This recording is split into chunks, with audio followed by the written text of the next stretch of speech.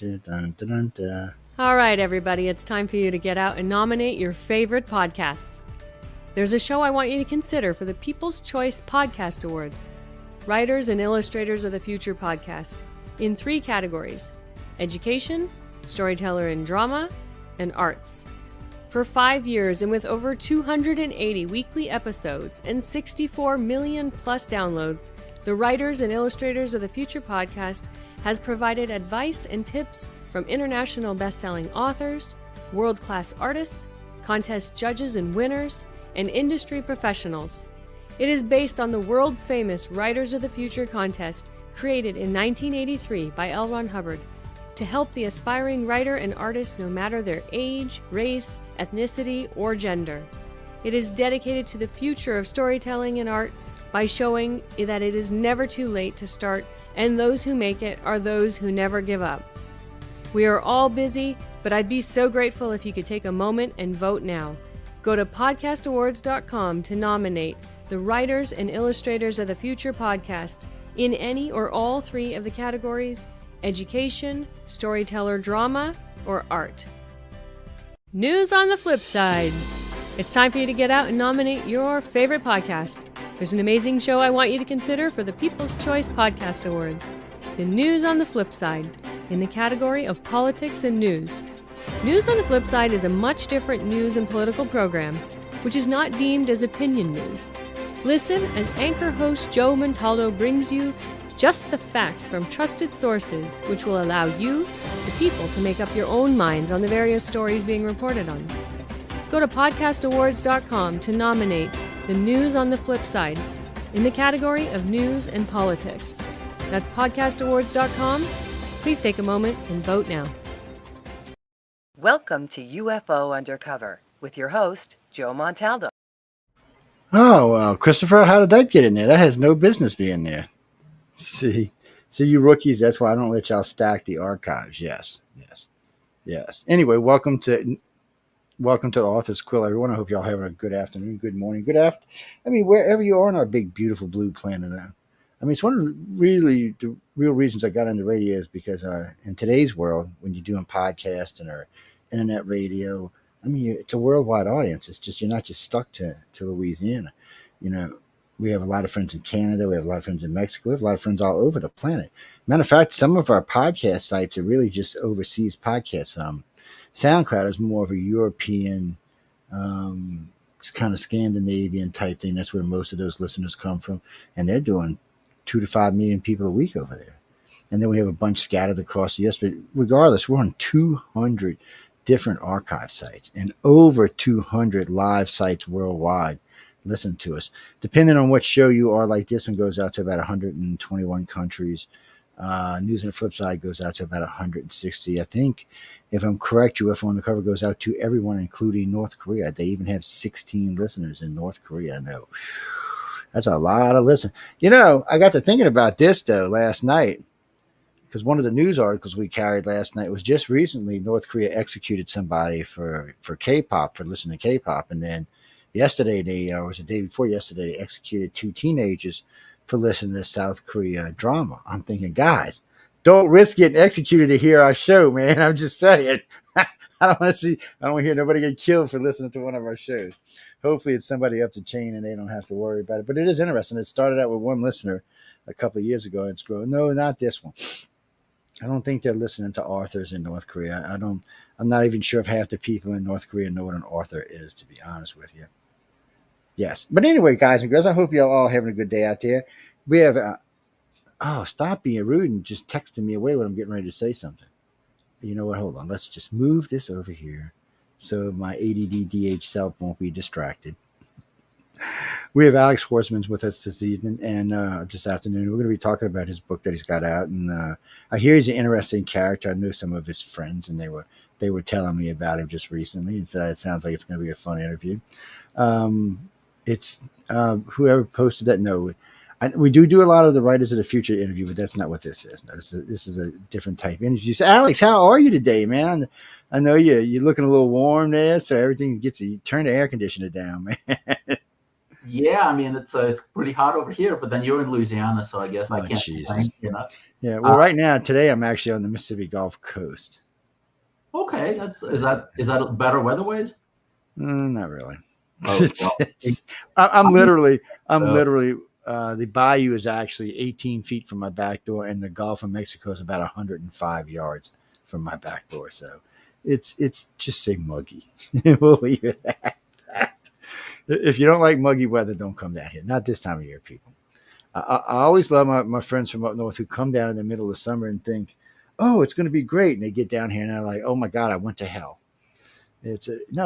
People coming down here is great if you come in spring, fall, even winter, because a lot of times in the winter it's 65 degrees outside, but not in the summertime. You have to be a local to deal with the summer. So many of my friends from up north or even from up west and Midwest come out here and they get sick 2 days after they're here because you go outside, it's 90 degrees or 98 degrees and 98% humidity. You walk inside, it's like 68 degrees, cold wind blowing, and this is all day. You're doing this all day long, so it takes a little getting used to. So, Alex, man, so how are you? I mean, you looking okay? I mean, I hear other things, but you're looking okay. So, I'm gonna ask you a basic question before I even get you to tell the audience about yourself. What is it that made you decide you could write? I always ask this because I'm curious, because you know what? I have never got the same answer in this, and I've interviewed probably over 1,000 authors now. So it's interesting. So what was it? I mean, it's actually a two-part question. When was it and what was it? Okay, so my story is that I was born in Ukraine and my first language was Russian. So Okay. from a young age, I was a voracious reader of science fiction and fantasy in translation because I didn't speak any English. And I already kind of was the kind of kid that would entertain the idea of possibly writing stories and writing books. But when we came to the United States, I gave up on those ideas because I never thought that my English would be good enough.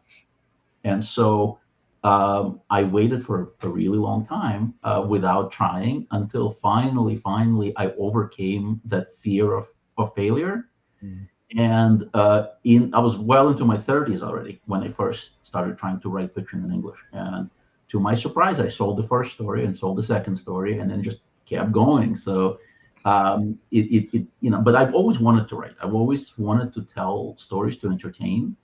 And I think that's probably the more standard part of the answer that you get from everybody, because we all, people who don't want to connect that way with the readers probably would not give themselves homework for the rest of their lives.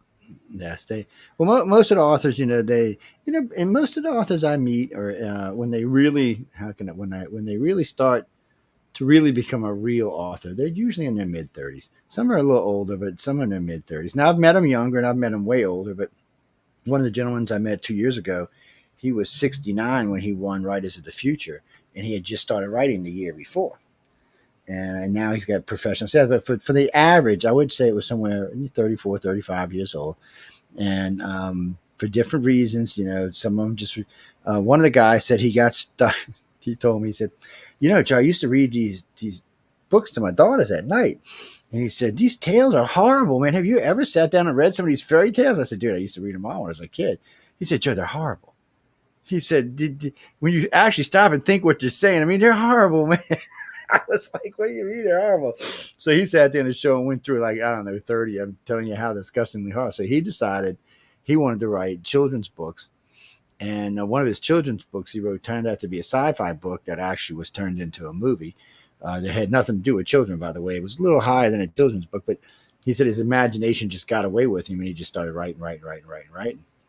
But he said that's what inspired him was his kids. And he said, now I give my kids to read, and if my kids say they hate it, I know it's going to be successful. I was like, well, that's a way about going through and writing it. So, but I mean, what genres do you like to write in?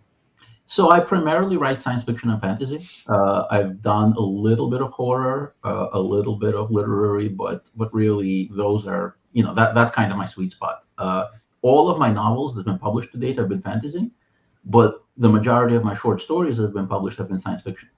So I'm kind of, and the most recent novel that I finished is science fiction. So I'm finally, as long as it finds a home, I'm going to break that streak. Well, hey, look, there's a lot of big sci-fi fans out there. There's a lot of fantasy fans out there. I notice with some of the award ceremonies I attend during these, I go to like 3 a year, including the big one, which is Writers of the Future. But sci-fi don't seem to win as much as fantasy and a few of the other genres do. I don't know why, because well, no, Greg, I'm a sci-fi freak. Okay, technically, I'm a nerd, geek, whatever you want to call me. Kind of a little bit of both. That's how I grew up. People just don't realize that when they see me, because I'm a big, ugly, scary guy. Really and truly, I am. But I am more of what they would call a near now sci-fi fantasy guy. I prefer things closer, like Babylon 5 or Expanse or Altered Carbon, things like that that are not necessarily way in the future, 100 years, 200 years, 300 years, because you can kind of see our progression. So when somebody nails it right, including the politics, it's an interesting dynamic. And plus, I don't care how disgustingly bad it's gonna be, how many things you're gonna blow up and kill. There better be some humor in there.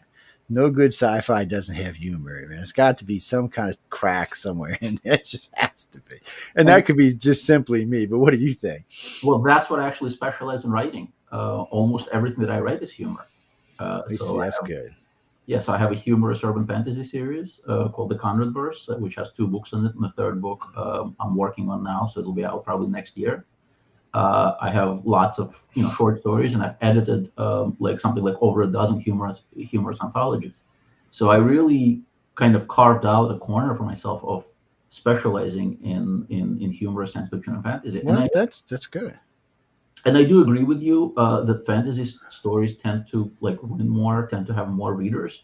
But I will say that at the short fiction form, I think that science fiction stories generally can be stronger than fantasy stories. Of course, this is a very, very general assertion. Yeah. But it's easier to almost all fantasy stories are kind of easier to predict the plot. They're less likely to surprise you in the end. Not all, but a lot of the short fiction. So I think fantasy lends itself better to long form. And no, I do too. Science fiction tends to lend itself better to the short form because it's more of a genre of ideas.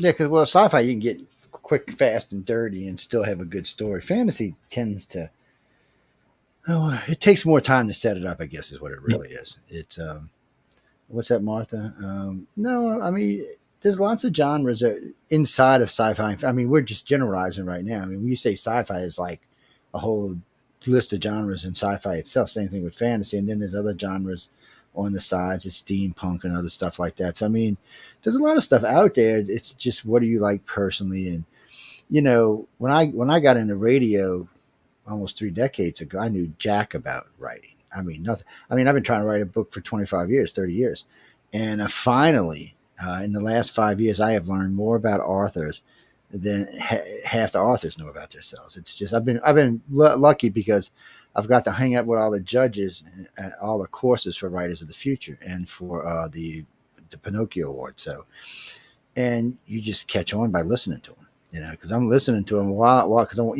to interview the people after the classes. So I'm listening to the classes, and I have learned a lot. I have to say, it's an interesting way to learn. What do you mean? I will never be an author, Jack. Sorry, no. At the best I'll ever be able to do is maybe put out a story or 2 based on the research for the other organization I work for. Yes. And that'll be it. My brain doesn't work like that. I can't, my problem's always been, and I don't know how some of you authors deal with this, but my problem's always been, my brain is faster than my fingers by 3 or 4 paragraphs. So what happens is I'll be,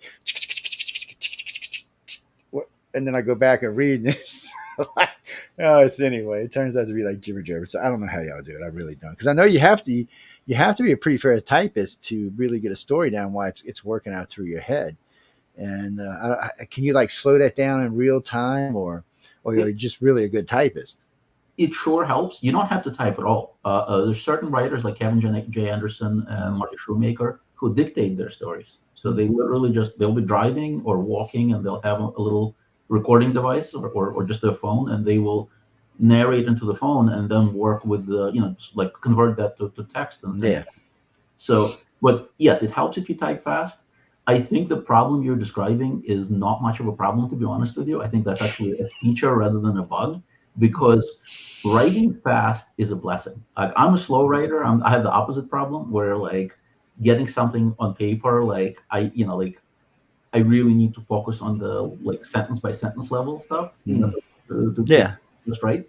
But then what I've been learning from book to book, and as I've been doing this longer, is that I give myself permission to suck in the first draft because nobody but me will see that first draft. So it doesn't matter how many mistakes I make, how many times I contradict myself, I change my mind halfway through the book about a character and I start writing them in a different way. All of that gets fixed in the second draft, and you will never see it. You will never see those, kind of like embarrassing pit stains, right?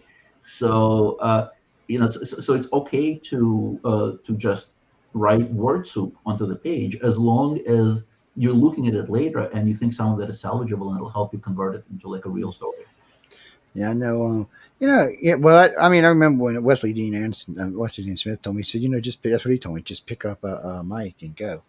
He said, you like to talk, Joe. He said, so it should be easy for you. I was like, But I get stuff down sometimes, but it never feels coherent enough to me. It's just it's probably my own shortcomings, but still, it's just one of those things. But I enjoy learning. I will tell you that, and it is fun. I mean, when I'm usually out in LA, I can bang out 10 to 12,000 words. I'm out there for about 10 days, so I usually can bang it out. Because what happens is after we wrap up with the interviews and I post all the archives, I'll be wired. I can't go to sleep because it's usually 1 o'clock in the morning. So I'll sit up for 2 hours and just bang away on the laptop and see what I come out with. And sometimes it's decent, but there's one thing I was trying to write out. It was an experience my wife and I had in Gulf Breeze, Florida, over a 12-day period. And it's for some reason, even though I remember everything clearly, it still just doesn't seem to want to come out the way I want it to. Yeah, I don't know. I'm learning. I'm at least I'm always jealous of a good writer because I got friends like Nick Redfern. He bangs out a book a week like it's nothing. Just I'm like, what are you doing? He's a 9-to-5 writer. That's how he writes. He gets up Monday through Friday and writes 9 to 5. I'm like, how the hell you do that? I said, yeah, because he usually writes all kind of stuff. He fantasy, sci-fi, but all kinds of stuff. But I'm like, how the hell you do that? He's got, I think, 114 books now. And most of them are pretty good. I'm kind of like, well, I don't know. I wish I could do that. I really could. I'd even be happy with, 200 pages or something. But I was up to, before I went through it and started cutting it down, I was up to 64,000. And I'm not even nowhere near an author. What is that, a novelette or something? What do they call that? 4,000 is a short novel. So yeah. You're there. Like novella, is that what they call it? A typical novel that's not too thick that you pick up in the bookstore is probably going to be 80 to 100,000 words, unless you're talking about like a George Martin, Brandon Sanderson. Yeah. 6-week long thing. Yes. What's that, Christopher? And that's Kevin J. Anderson. He worked with Frank Herbert's son on Dune, on this both the 1 and 2 parts. Yes. Well, no, he wasn't. Kevin wasn't a writer in part 2. He was something else. I remember seeing him in the credits, but he wasn't a writer. He wasn't. He was something else he did there. He was most likely got a producer credit. Most likely. Most likely. And no, I know Kevin pretty good. I talked to him for 10 days every for the last 5 years. I've celebrated his birthday with him and stuff. It's he's a nice guy. Matter of fact, all the judges are nice people. I'm not going to lie. If you win, people, Writers of the Future is a great thing. It's a great week out in someone's life. I mean, they spoil you while you're there. They work the hell out of you while you're there. You get to learn all kind of freebie stuff that you'd literally have to spend a lot of money in college to learn most of what you're going to learn there. And then some people are just natural authors. Is that what you were? I mean, you just kind of slowly took to it. You felt comfortable. And I heard when you were talking about when you were a kid and then when you got older. I mean, now is it kind of just like a comfortable glove when you're writing, or? Well, for the most part, it's not. It varies from story to story, from book to book. Every once in a while, I'll have an idea where I bite off more than I can chew, because it's a really, really difficult idea to conceptualize and to put on paper, and that's when I get in trouble, right? So, like, I mean, there's no matter how long you've been doing this, at some point you're still going to get write yourself into the corner or have some trouble getting through certain chapters or certain parts of it. But overall, I got into a pretty comfortable routine where I am trying to write and translate almost every day. So that I kind of like don't. It's kind of like exercising, right? If you exercise every day, you fall into that routine and you actually want it, right? So writing is like that too. If you don't get lax and just say, oh yeah, no, this is a really busy week, I'm going to skip a week or I'm going to skip 2 weeks and I'll get back to it. at some point you look around and a year has passed and your manuscript just is still sitting there, collecting dust in your computer folder. So I think a lot of it is achieved with discipline, and of course, so there's two parts of it, right? There's talent and there's craft. You cannot really learn talent. You can hone your talent if you have it, but you can't really learn talent. But you can absolutely learn craft. And no matter how much talent you have, without the craft, you're not going to write good stories. Right? You need the craft part as well. Yeah.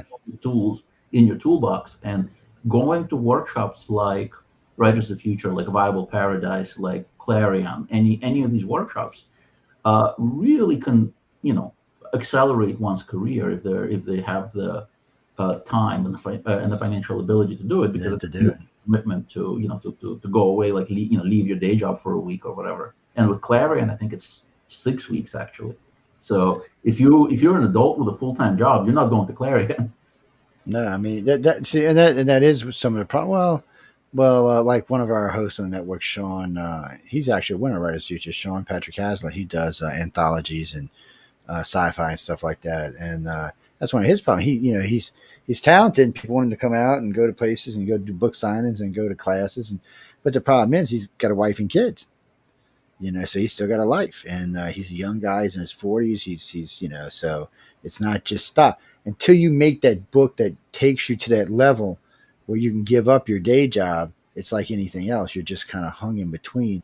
So it's like when I do right now, I own a construction company that pays for almost everything else we do. So if the station falls short for any reason, the company picks it up. Mm-hmm. But this station won't be ready for me to retire on it probably for another, to retire comfortably, probably another 3 years, maybe 4. And then, I can give the other business to my son and just say, okay, well, I'm gonna live off of this. But it's just getting it. Well, it is, guys. It's just getting it. You gotta get that one. So in other words, if I could do this full time all the time, I could retire on it probably this year. But I still got to have all my bills paid. So that's not how it works. And unfortunately, I got a lot of big bills, so you got to pay those things. It's tough. I mean, it's tough in any. No, Jeffrey, it doesn't just have to be an author. It could be an illustrator. It could be any artist for that reason. I mean, that's where they coined the term "starving artist," because you get stuck. So you've got to keep one balance in order to keep the other balance. And some people are better at it than others. Let's just be honest about it. They just are. What's it? Denise wants to know if what is your favorite book? Wait.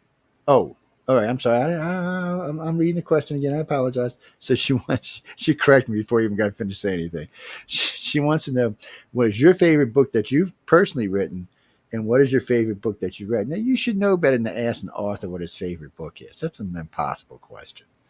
It is a really, really tough question. So I will rephrase it a little bit because, I have to kind of wiggle out somehow. Mm-hmm. So if you ask me which of my books I want you to start with, then the answer to that is, do you like novels or do you like short stories? If you like novels, I would recommend that you start with The Middling Affliction, which is the first in series. And it's kind of like the Dresden Files, but funny.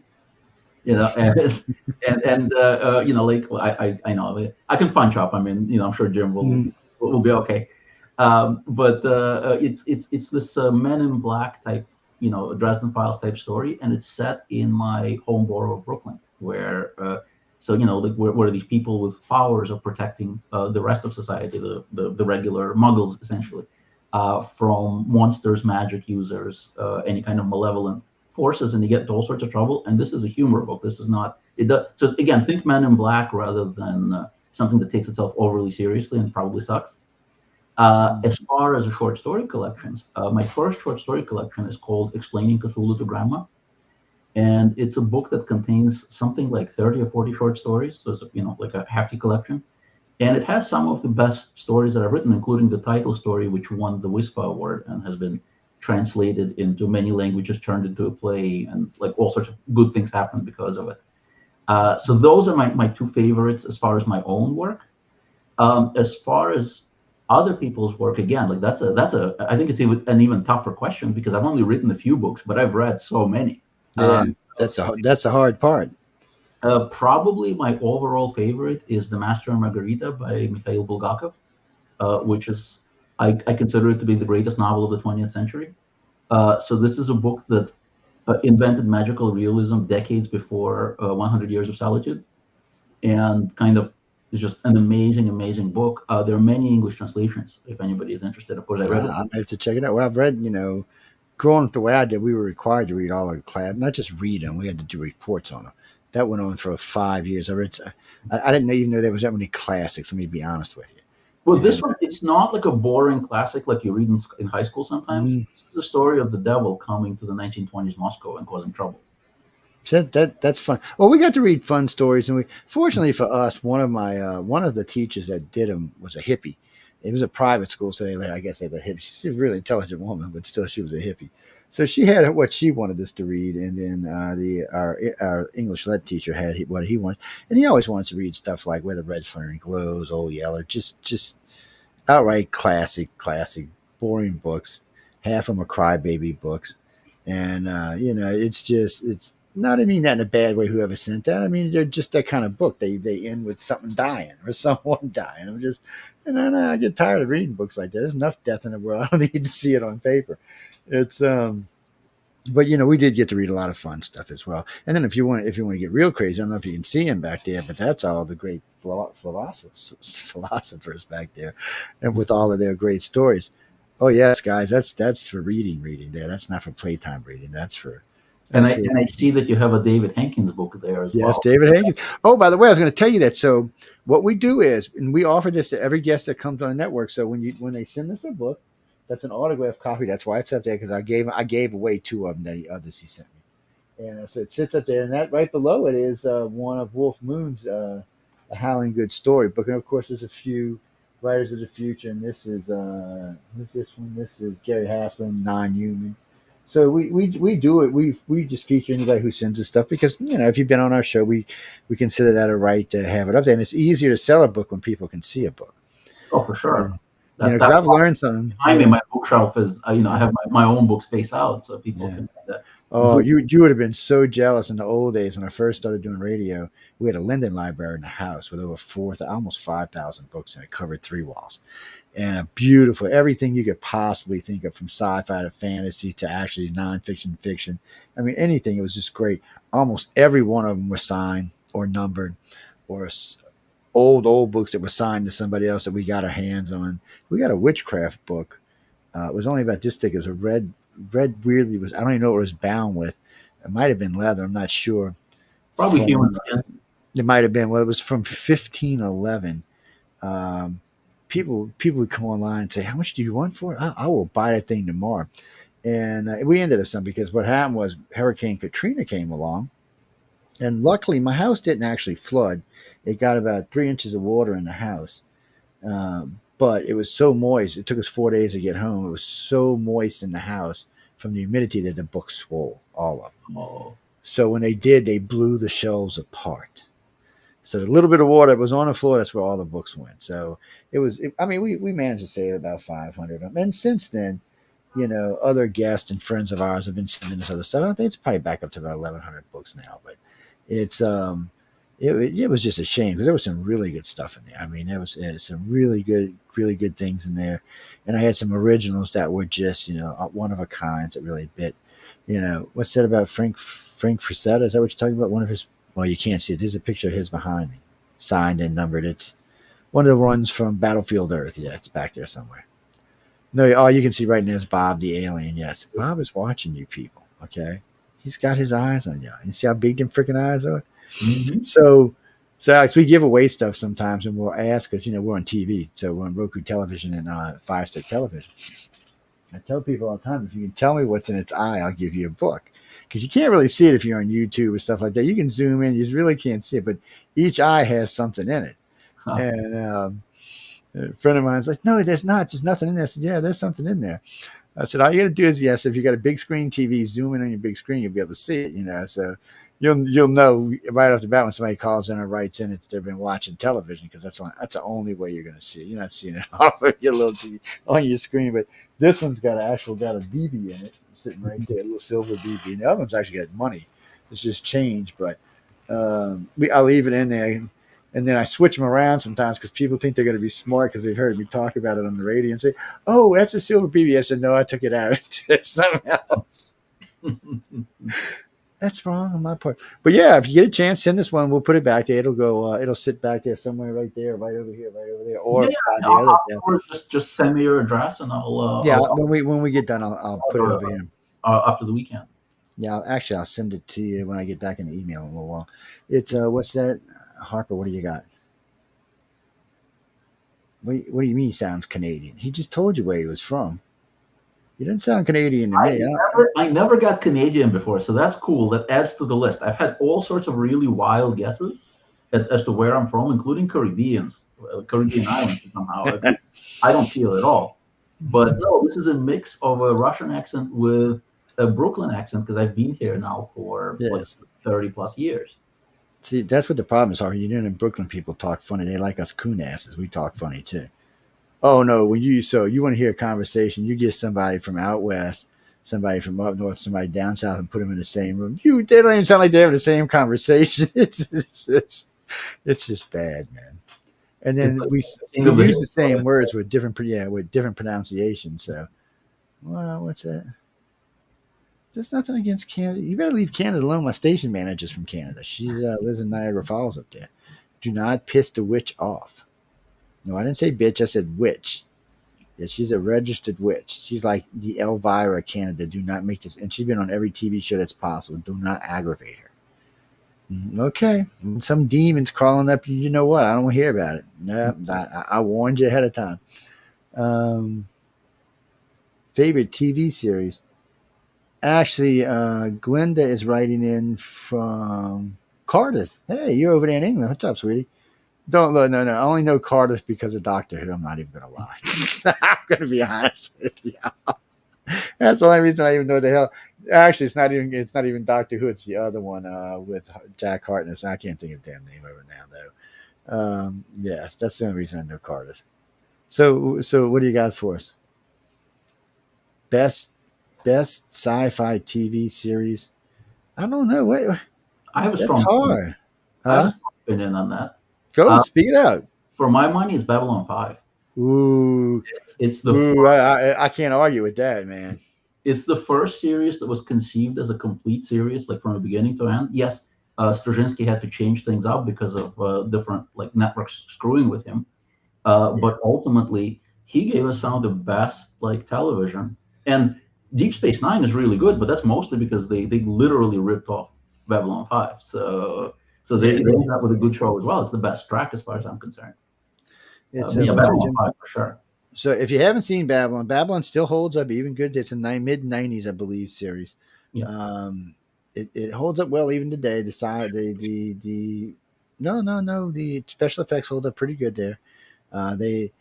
Babylon's good for a couple of reasons. One, it takes today's Earth politics and drops it in the freaking middle of a galaxy along with a bunch of other alien races that are pretty much as screwed up as we are. So it makes it a lot of fun. And there's a lot of plotting going on. There's a lot of subplots going on. They have characters that start out completely just evil as shit and turn out entirely different. No, it's got a lot of good things. And they were very brave because they started out with one captain and ended with another one. Technically, there was 3 captains. Yeah. So no, it was 3 because of the woman. She was where was she from? Highland is the first time I ever seen her. Yeah, she was Duncan MacLeod's girlfriend. Not Connor Duncan, yes, from the TV series. But yeah, she ended up being the 3rd captain on Babylon 5. But it's a good series. It ends well. Nobody wanted it to end the way it did, but it was probably a fitting end for the way it was. Technically, there's 2 endings of Babylon 5. There's the end of season 4, which is actually an ending of Babylon 5. And then they got their last season, which is what they wanted. And they got to end it the way they wanted to. But it was good, the whole series. It started out one way, ended up another way. There's lots of twists and turns. There's lots of good political moves, and there's lots of good characters in there. What you mean, Stephanie? It's hard for me to pick the character I like the most. It probably would be Jakar, would be, and Londa would be way up at the top. No, I like both the captains, but no, both captains did a good job. It's not that Londo and Jakar were bigger than life on the screen. Delenn was good. Rare when they can do that with characters that are non-human. Usually, it's the humans that kind of get most of the spotlight, with Yeah. few exceptions like Spock. But like most of the writers tend to like give the human characters all the best lines and kind of like all the glory. Straczynski did not do that. Oh, he did. Yeah, he also did not write the. This is my pet peeve when people write science fiction. Is that a lot of the time the aliens are this homogenous thing. Like they have no internal politics. They're just like, they're all of the same mind. They're all kind of like agree with each other. He did not do that. Like there's a lot of politics and a lot of disagreements. And like you said, actually you said that everybody's screwed up.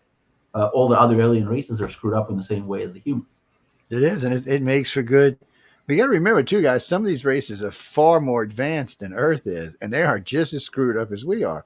What do you mean the Minbari? No, the Minbari were screwed up too. They had their own issues. They had different kind of issues, but they had their own issues.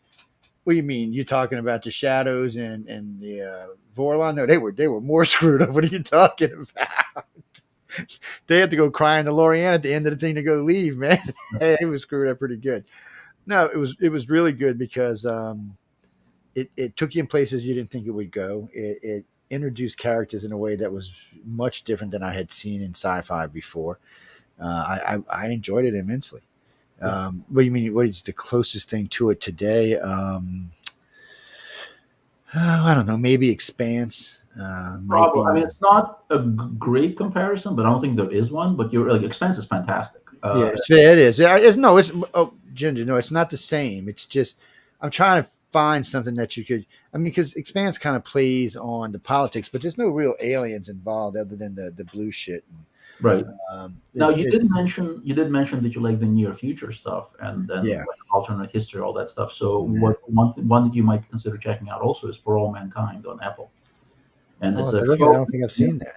It begins in the 1960s, and at the very beginning of opening scene, it's the Russians that land on the moon first. And so because of that, the space race is completely changed. Like instead of Americans just kind of like landing on the moon and then nobody goes back there, it's spurs the space race where they're developing, and you see them go to the moon, go to Mars, do all these like really cool things. And it's very hard SF, like modern politics. And it's a parallel timeline to ours. So you can see like the United States and the Soviet Union evolving and changing, and how like these changes are affecting it. So it's a really good show. Yeah, I'll have to check it out because I like that kind of stuff. What's that, Carrie? Altered Carbon was okay. First off, since y'all brought it up, don't watch Altered Carbon if nudity offends you. Okay, look, I almost didn't watch Expanse because I have a rule: if it's TNA in the first 2 minutes, I usually won't watch it because it's usually going to be crappy. Well, there is a little bit of that in Expanse, but in Altered Carbon, there is a lot of it. Yeah. Okay, it's a good sci-fi show. It's got some good twists in it. It's a lot of fun to watch, but it's number one. It's not for kids. Really, it's not even for some adults. I'll be honest with you.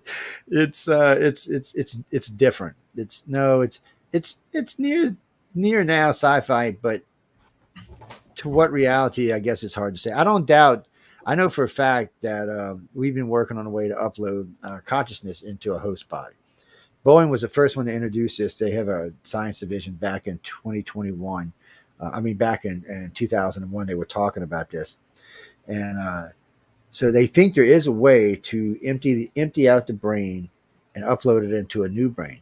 So there was an experiment done in 1998 that made this a reality. A guy had a chip put in his head, and the whole idea was to try to record memories from his brain onto the chip. Well, it worked. He was able to record memories from his brain onto the chip. As far as I know, that was the only experiment like it ever. And then Boeing came out along with some other company, and then Masters and Johnson came out and said, well, we could probably grow bodies pretty easy. And especially if we could just go from one hard drive to the other hard drive, then, life would be endless.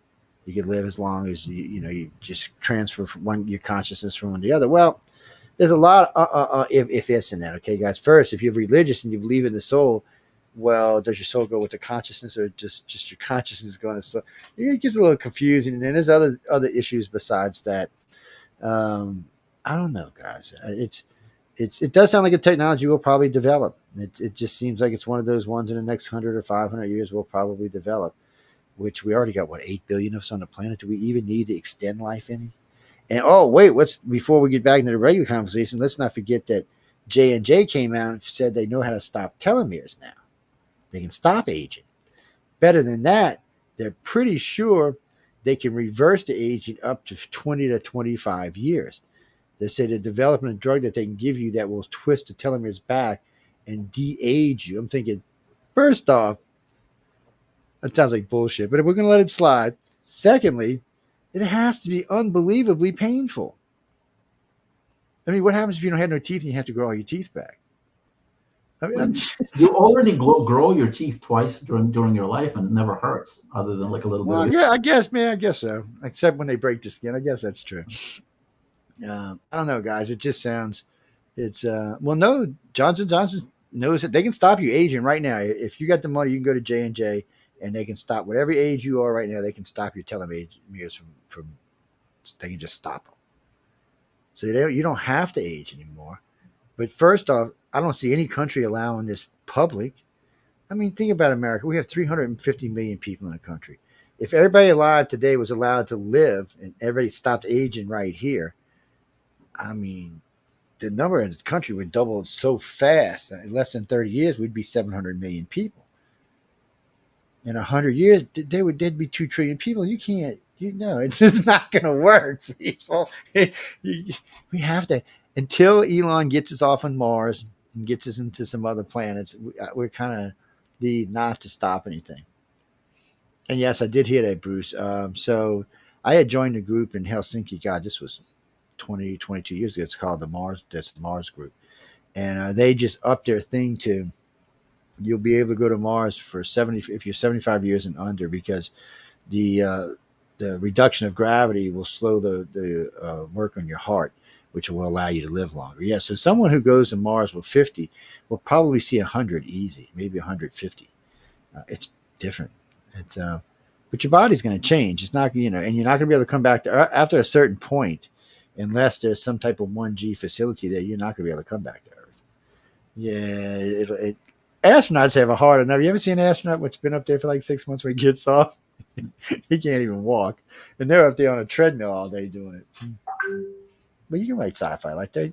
Ask Alex, get him to write some of it. A disaster on the ISS. Let's not wish bad things on the ISS, okay? I remember a friend of mine wanted to write a book about, I still remember this too. He said, I'm going to write a book about a Challenger disaster. And not even 6 months later, the damn thing blew up. I still give him shit about it, even as long as it's been now. He said, I said, man, you wish to them on them poor astronauts. No, but did y'all watch the damn thing blow up in the sky? Just like watching a damn airplane fly into 9/11. Why hasn't anybody done any real good books on that? I guess, is that like a taboo subject or something to write about? I never really thought about it. What do you think? They had. I mean, they were actually, after 9/11, they were bandying around several different books that actually proposed the idea of running planes into buildings. So I think Robert Landon may have been one of them. I don't remember exactly because I don't read that genre much, but there were definitely some that that posited that possibility. It's what do you mean, guys?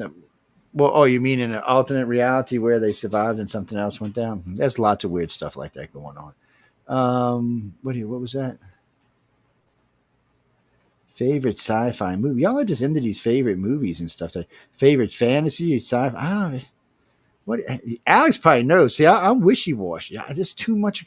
I have to agree with him on Babylon 5 because I really do think it's probably one of the best sci-fi series ever made. It's what you mean 1999? You've been smoking dope, haven't you? You've been smoking. No, 1999 was, how can I say this politely, campy. There you go. Yeah, campy. 2001 and 2010.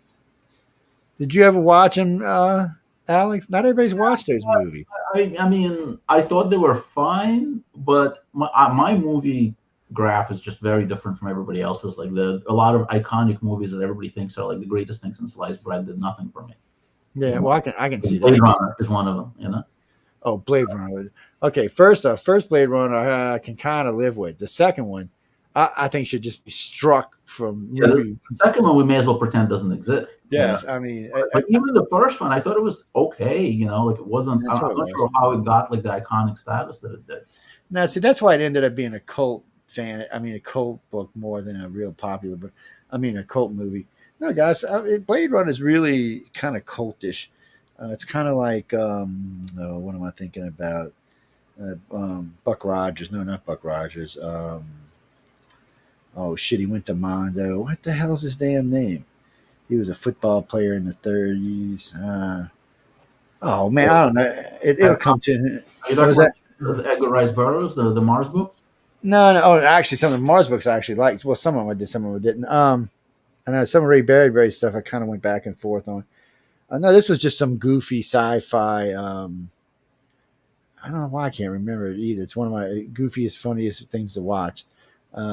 It's just about meteors were hitting a planet, and the doctor, the girl, and the football player went off to another place called Mondo. And what the hell, people? That's going to drive me crazy now. Yes. I wish that. Oh, no, don't worry about it. It's just one of them things. What's that, people? Well, if any of y'all think about it, it's no, it's not. I keep wanting to say Buck Rogers, but it's not Buck Rogers. No, it's no. They had an emperor. I mean, his daughter. His daughter was hot as hell. It's gonna drive me crazy. Anyway, we're moving on. If I keep thinking about it, it'll drive me crazy. What, Gene? What is your favorite sci-fi movie? A Clockwork Orange? Really? You're weird. It's that's one of the movies that I went and seen. And I was like, okay, did I miss something? 2001 was for like me that too. I'm not gonna lie to you. I was kind of like, did I miss something in this movie? I don't know. You can say 2010 explain 2001. I wouldn't go as far as saying that. I would just say it was just more messy. It was probably the original Matrix. If I had to pick one, I mean that's pretty up there for me. Yeah. What's it? Well, because you creeps think we in the Matrix. That's why. Mm-hmm. No, Jamie, I know how y'all are. Y'all think we live in the Matrix. No.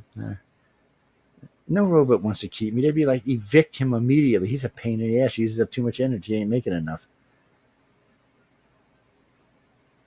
Well, what is there? 5 matrices now? 1, 2, 3, 4, 5. I don't even know. I mean, like everything up to the first one kind of just got worse and worse. And at a certain point, you can kind of stop paying attention to it. Yes. No, I enjoyed the first one.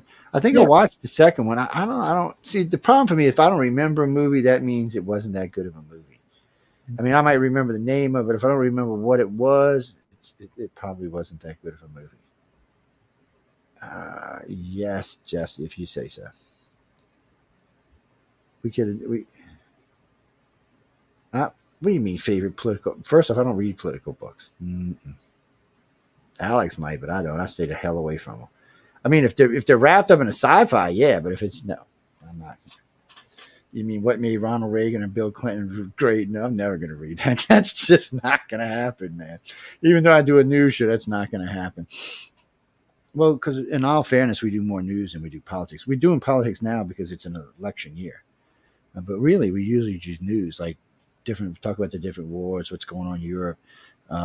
We have a deal with Euronews, so we can use some of their material, some stuff from Reuters. No, we do real news, actually. And we don't do opinion news either. We do news. Yes. And then there'll be a time we'll tell you, well, this is how we feel about these articles, and that's when the opinion comes in. But today, if you're watching cable news, you're not watching news, you're watching opinion news. Yeah, you can't get real news on cable. No. I'm not saying it's all wrong or anything. It's just, it's more of opinion news than anything else.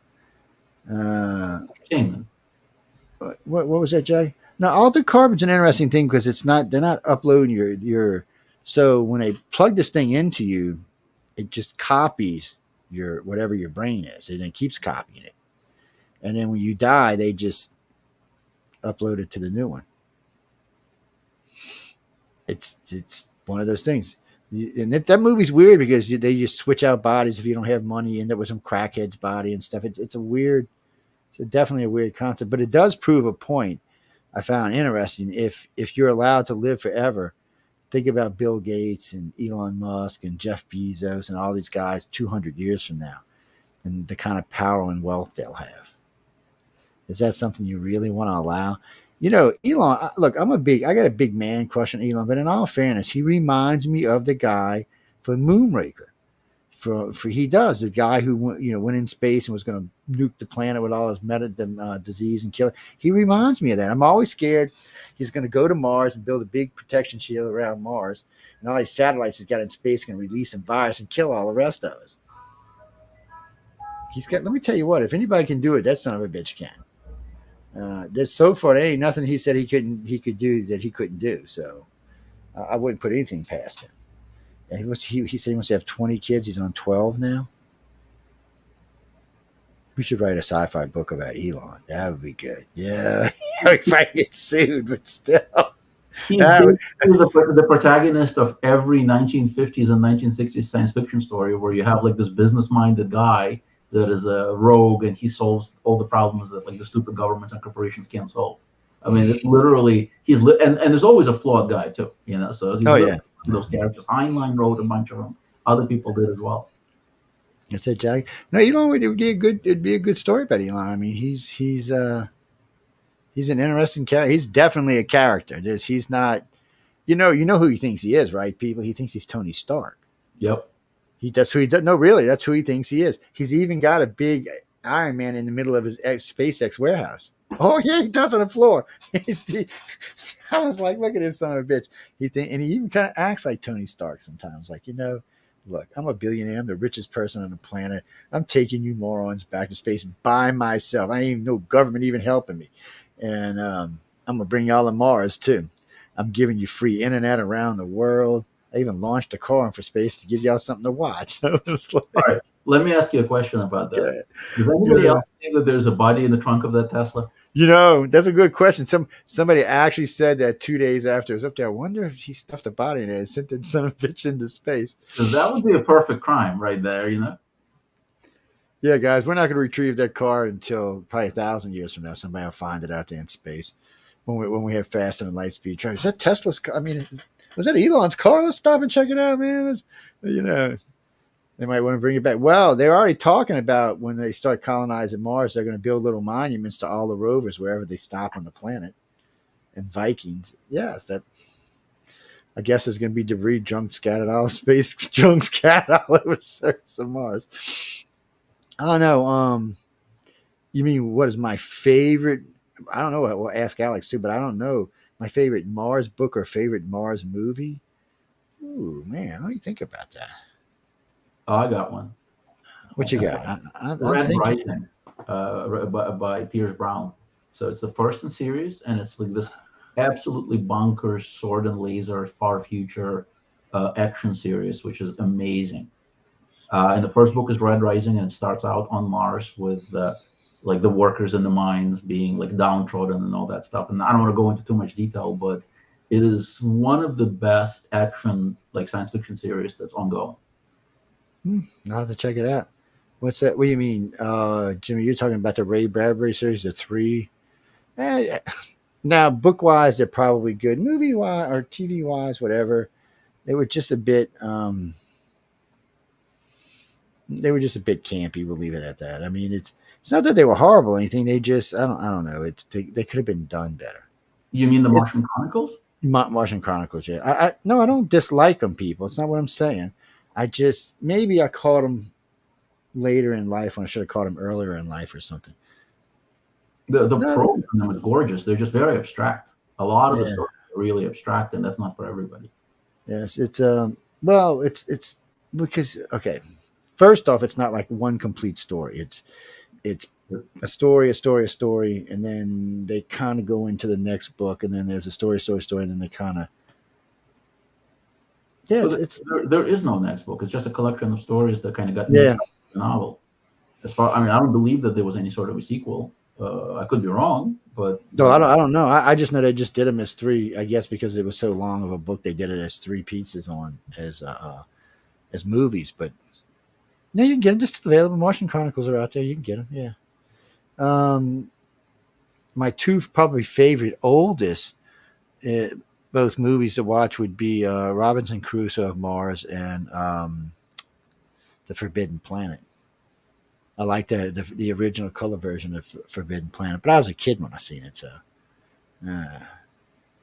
No, I liked Robinson Crusoe of Mars. It was also campy, but when I say campy, it's just because the technologies of their special effects really just aren't up to cue for what we're used to seeing today. That's all. It's kind of like watching the original Star Trek series and then watching Enterprise, because the Enterprise is before Star Trek is, but their technology seems to be quite a bit better than the Enterprise was. So it's just kind of hard sometimes to watch. It's all. It's just one of them things. You know what I did recently like was John Carter of Mars. I don't know why I liked it either, because it's a goofy ass movie. I like the books. The movie was just okay, but that was some of the earliest books that I've read. Like this is like back in translation. I think the one I read was Princess of Mars, actually, but they're fun to read, people. Yes, there's a lot of stuff on Mars. No, there's really and truly there's at least 4 movies I can think of Mars. So there's the series Mars. It's just what it's named, Mars. That's actually a decent series because one, you have scientists in it, real scientists, including Elon Musk, are talking, and it's like a documentary and a series at the same time. So because they're going to Mars and they're living on Mars and they're colonizing Mars, but they're also talking to these different scientists along the way. So like they cut out, cut in. It's interesting. I wouldn't say it's. Oh, you mean if I had to rate, I'd give it like a 6.5. But it was interesting. And then there's a couple other Mars movies that are just kind of fun to watch. Martin Shoemaker, who is a big Writers of the Future supporter, has a couple of novels. One of them is on a ship that's traveling from Earth to Mars, and one of them takes Fuller on Mars, like in the same series. I don't recall the names right now, but I do remember enjoying reading them. So that's something that's more that's set on Mars. Jimmy Lee, I don't know what's really current on Mars. No, I mean, I don't know. I haven't seen anything. Well, what about The Martian? Wait, say I broke up right. You said it. The Martian by Andy Weir. Oh, I forgot. I forgot. We definitely should be mentioning that. Yes, I did, and I forgot all about it too. It's it's one of the things that went right out of my head. What are you talking about? Barbie had nothing to do with Mars.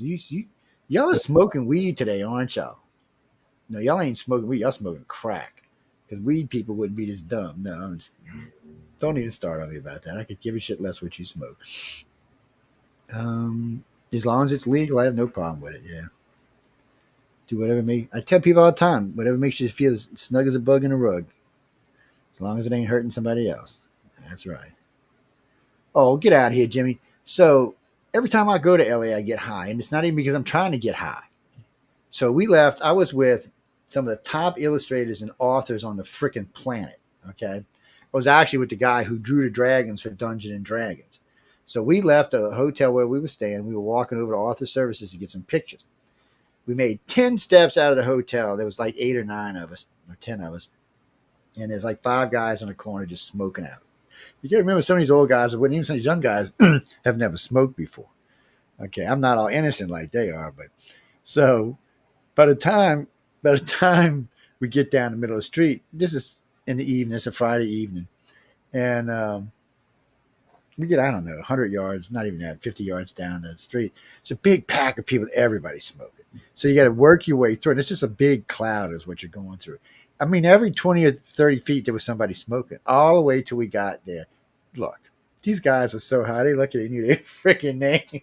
I was laughing. I couldn't stop laughing at them. I was like, oh, yes, pictures of them. Yeah, I'm not in them because I'm the one taking the pictures, but I'm in some of them, but still. No, they're high. I mean, you can look at their eyes. They're like glowing red. Ooh, it was bad. And nobody was even drinking. Yeah, that was the funny part. And then we had to go back the same way. It was just LA. It's recreational in LA, and we're on Hollywood Boulevard, and everybody's smoking on Hollywood Boulevard. Everybody. It's don't. I can tell you now, people. It's like I tell you, don't bring your kid to Bourbon Street. Don't bring your kid to Hollywood Boulevard. I mean, because they are chiefing like you wouldn't believe, especially on the weekends. Oh no, I went out with I went out with one of the winners. He was from Australia, and 3 winners from the UK. And every club we went to, they were just smoking you out the club. The funny part is when I'd walk up to the bartender, I'd order like 4 drinks. I'd say, "Oh no, I'm from New Orleans." I said, "He's from Australia. They're from the UK." We never paid for not even a drink at any club we went into, not one. And there'd be people walking by like a handful of weed and put it on the table. "Here y'all go, y'all have fun." It's like, I'm like, y'all guys are going to jail, man. It was just too funny. Well, no, because being from New Orleans makes a difference. We're more social than a lot of the states are, so it's easier for me to interact with. And I do radio and TV, so it's easier for me to interact. So when I'm talking to people, I'm real honest and open about it. And when are you going to actually meet somebody from New Orleans, from somebody from Australia, and 3 people from the UK all at one time in one place? So it's an interesting conversation. People want to sit down and talk with you. And then they find out they're all winners and stuff, and the crowd gets bigger. It gets a little insane is what it does. It's fun, though. Yeah. Again, though, that's one of those things. I tell people all the time, if boobies offend you, don't go on Bourbon Street. If marijuana offend you, don't go on Hollywood Boulevard. That's the best way to say it. I have no idea. Who was that? Just one of the winners just told me that if he smokes weed, he can't write at all. It's like he goes like, duh, he can't. He said his brain just. But what's his name? I can't say his name on air because I don't want to get him in trouble. But he said he writes better. So different strokes for different folks. Mm-hmm. Why do y'all think? Okay, I'm confused now. So now you think we're both from? Do I sound like I'm from Canada? Alex does not sound like he's from Canada to me. First off, he's not saying "a" every time he talks. A. I mean, come on. There's no way you can think either one of us are from Canada. And y'all wonder why I'm saying y'all smoking crack, right? Okay, we're gonna leave that alone. Lately, it's been they've been doing these accents things, and then they've been doing these things. Are you married? Things it drives me crazy. And favorite. Okay, so Sherry's writing in. Where are you writing in from, Sherry? From Portland, Oregon. Hey, how you doing up there in Oregon? Who is your favorite sci-fi character? In movie and TV? I mean, I don't know, Alex. What do you think? That could. Oh wait, before we go there, I want to answer this one. So, Ronnie writes in. He is writing in from Queens. He wants to know. He's asking us both this. What was your favorite Battlestar Galactica? Okay, I will tell you this. I didn't like the last one because there was no comedy in it. The first one was just stupid as just dumb shit. Starbuck was funny as hell in the first one, but it was what it was. The second one, Starbuck was so intense, I thought she was going to pop.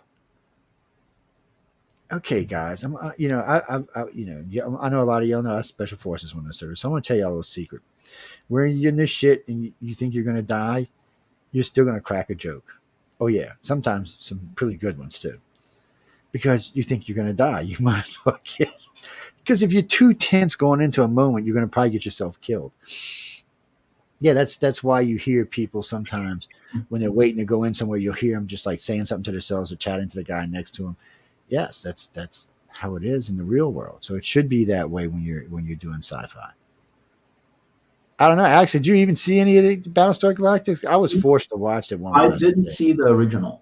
It was before my time. I never kind of went back to check it out. I heard good things. The second one, the one that everybody likes, I wasn't a big fan, honestly. I mean, I thought it had some good episodes, but I had to force myself to finish watching it just to see how they would resolve it. So did I. Oh, don't get me wrong. No, I mean, I had a lot of friends who loved it to death. I mean, they thought it was the best thing ever. And I was like, I'm missing something here. Well, first off, guys, it was nothing like the original, so you can just rule that out. Secondly, it was no fun to it. It was just they never relaxed. Well, I know you think you're going to die, but even then you're still going to relax. Come on, Francis Scott Key wrote the damn Pledge of Allegiance while being bombed off the planet. I mean, you got to think about it, guys. sometimes there just needs to be a little bit of comedy. It doesn't have to be ridiculous, but there has to be some. So that's why I already like Alex, because he already says he includes it in his books. He said it's got to be fun to read. Sci-fi and comedy go together like hotcakes and syrup, my friend. It's almost like they were designed for each other. Because everybody likes a good joke. It's relieves tension. Like there's so many different ways to utilize it in writing a story.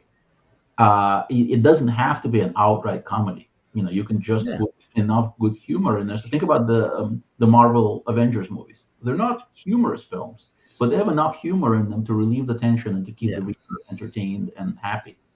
So I think that's the best way to utilize humor, unless you're literally writing a joke book, which is fine, but but much harder. No, he's absolutely no, because in Marvel they're doing some pretty serious stuff, but then the Hulk's just stand there and just reaches over and punches Thor on the side of the head. It's just like, really? I mean, it's just stupid stuff. Or but anyway, it's stuff like that it makes you laugh and it allows them to reset to wherever they're going next. It actually works quite well. Sci-fi can be too serious sometimes, yes. And even though sci-fi can reflect current political situations, sometimes there still needs to be some humor in it. I mean, right now, if you were writing a book and you were including Joe Biden, there would have to be some comedy in there. I mean, he's done some shit lately that is just funny. It's sad, but it's also funny. And so you'd have to include some of that in there. What's that, Marcia? If you want to know who I vote for and who I voted for, you come watch news on the flip side. Yeah, we talk about it. You mean this election? I'm moving to Canada this election, man. I'm just kidding. And then they'll be right and you'll be a Canadian. Yes, that's right. And no, Canada's more screwed up than we are right now. I've got friends up there that just want to toss Trudeau into the ocean. But I do like Trudeau because he does support the arts greatly in his country. He might not be the best prime minister when it comes to just running the country, but he is really good for arts and crafts and stuff like that. He really believes that people should be able to express themselves that way. Now, if you're on Facebook expressing yourself, he doesn't think you should be able to do that. So he's, we can't say you're damned if you do, damned if you don't. There's a lot of good talented authors out there. And the fact that Alex is actually out there publishing and making money, that's 5 times as good. Who is this? Jeremy Hauser. Where are you from, Jeremy? Where? Rewrite that. It looks like jibber jabber, or it's some country I can't pronounce the name of, one or the other. Kakistan. Because I never pronounce that right. No, I know where it's at. Yeah. So what do you? Because I have a coon-ass accent. That's why. Kakistan. I know I'm not saying it right. It's like saying. Are you saying Kazakhstan? Yeah, there you go. See, he said it right off the bat. Look at that. No, man, I've never been good with that. I don't know what that is. It's called old age, really. I think I was an honor student in school. I know, isn't that some shit? Well, anyway, what do you got for us? So he's basically wanting to know. He said he wants to try to be an author, but he seems to get into a story and then gets like stuck. And he said, what is it that helps you get past that? He said, I don't want to call it writer's block because I still have the idea in my head. It's just for some reason, there's like, I'm at this part and I'm having a hard time bridging to the next part. And how the hell we know what the next part is? So I have advice that helped me out greatly with that one, especially when I was starting out. I never begin writing a short story until I know exactly how it ends. And every scene that I write needs to somehow advance the story toward that ending. So what that does is it still gives you the kind of shoulder space to create new things and to like write cool stuff that you weren't planning, just like, to pants essentially. But you also have a roadmap. You're going somewhere instead of just meandering. And so if you just do that, you're gonna find that you're finishing those stories a lot more often. And it's very cool that you're writing in Kazakhstan. Actually, I've translated some authors. They write in Russian, but I translated some authors from over that part of the world. So, yeah, he said He said that English was a little tougher than he thought it was going to be. He said he's still having some problems with it, but he's oh, you got one of them Google yeah, no, them international translators. Those they actually work good. Yeah, I think they do 40 languages now. They don't work well for fiction.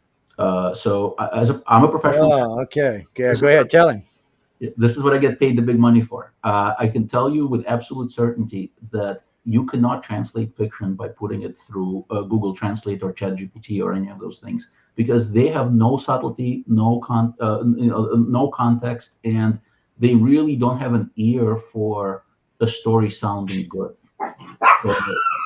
And by the way, you don't have to start out by writing fiction in English. You can start out writing in your language and get published there, and then potentially get translated or continue to work work with as well. And you know what? Now he said that some of these writers, if you send it and have it translated, they can write it for you, or some of them can translate it. So, well, yeah, there's people who can translate pretty well. And today, and I can help you cheat. So, in a system like we're on right now, you can actually come in and speak your language, and have it audio translated, and it'll give you a transcript of it, an audio translation of it. And then you can go back with the audio translation and the transcript and make sure it's the way you want it to be. It's a little more sophisticated than it used to be. But no, I agree with him when it comes to the new universal translators that we have, the ones you hold in your hand. I'm not talking about the ones you get online, but there is a lack of subtlety. It's kind of like AI in a way. There's a lack of subtlety too. I mean, it's just if you're standing there with the guy haggling over the brooch, yeah, it'll work fine for that. Exactly. That's really what it's designed for, really. If you want to translate directions, if you want to translate a letter, like a business note, it's fine. But fiction is different. Fiction is about the music of the voice. You want to, like, the story, there needs to be a cadence. There needs to be, really, like, when you're reading a story, the voice needs to immerse you into the work. And those translating programs are just not capable of doing that, nor are they trying to do that. Yeah, and they aren't. You're absolutely right. They're not designed for that. They're not. And eventually someone, or AI, somebody somewhere down the line will try to smooth them over, especially for people like me. It would help. But what's that, Christopher?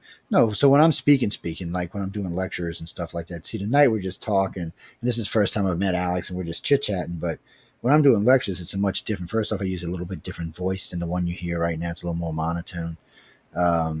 It's a little bit more pronounced, so it's really good for translators and stuff like that. And it's also really good for dictating when I want to go back and reread something. It's really good for that. But radio, it's not that good of a voice because it could put you night. So I put it to a test when I used to host Wake Up USA. I said, I'm going to do this whole show, and well, no, Christopher, no, I do hypnosis, and I do use that voice for hypnosis. I most certainly do.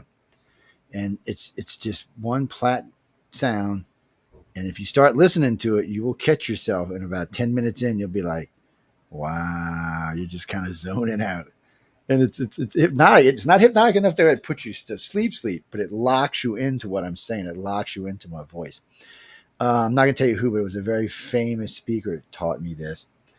He said, let me show you something, Joe. And he said, prove this to you in front of a live audience. And he did, and it worked just fabulously well.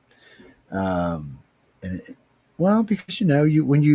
when you're speaking to a group, you need to keep their attention. If your voice is moving around or up and down, high and all over, unless it's something to do with excitement, the audience is following it, and they can get antsy. We'll just leave it at that.